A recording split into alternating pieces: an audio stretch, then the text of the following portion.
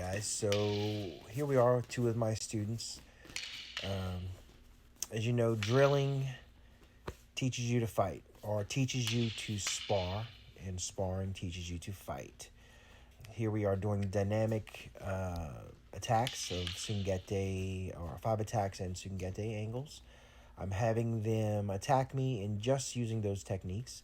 So, and I'm only counterattacking. So they have no worries as far as me initiating any attacks. It's all about them learning to engage behind their strikes and dealing with whatever counterattack comes. So those who aren't really familiar with Bikini Tertia or FMA in general, it is a sword art. It is sword fighting.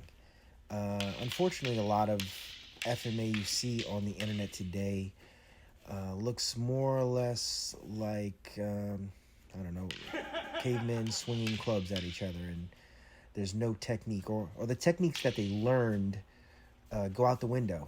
You know, they're just trying to hit each other and not set up their strikes, set up their targets and opponents.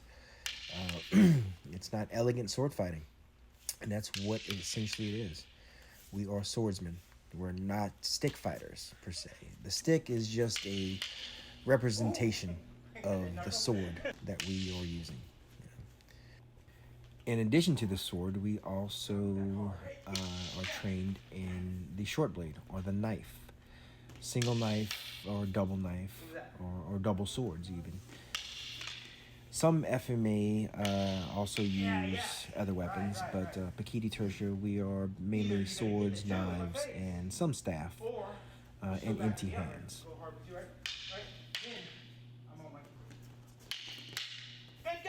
So hopefully in the next week or so, I plan to make a video on the progression that I use for new students, from first picking up a stick to learning how to protect themselves, how to attack people, working on equal time, behind time, or ahead of time, and getting them to use proper techniques and to set up their opponents and not just bang away at each other.